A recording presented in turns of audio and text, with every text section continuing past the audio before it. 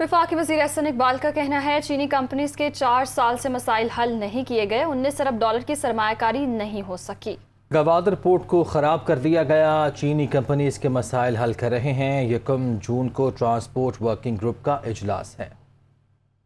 Chinese companies ہیں پاکستان میں کام کر رہی ہیں اور گزشتہ 4 سالوں میں ان کے بہت سارے مسائل تھے جو پینڈنگ تھے، حکومت نے توجہ نہیں دی۔ 19 ارب ڈالر کی فورن ڈائریکٹ انویسٹمنٹ تھی اور وہ چائنیز کمپنیز جو ہیں وہ دھکے کھا رہی تھیں اور کوئی ان کی بات سننے والا نہیں تھا۔ اسی طرح گوادر کے اندر جو سرمایہ کاری ہے اسے بالکل تباہ کیا گیا، پورٹ کو خراب کر دیا گیا۔ ہم چائنا کے جو تمام پینڈنگ ایشوز ہیں ان کو بھی کلیئر کر رہے ہیں اور مجھے امید ہے کہ ہمارے ان اقدامات کے نتیجے میں جو چائنیز انویسٹرز ہیں ان کا کانفیڈنس بحال ہوگا۔ 1 جون کو ٹرانسپورٹ ورکنگ گروپ کا اجلاس ہے اور ہماری کوشش ہے کہ ہم JCC کا جو 11واں اجلاس ہے اس کو بھی جلد از جلد منعقد کریں۔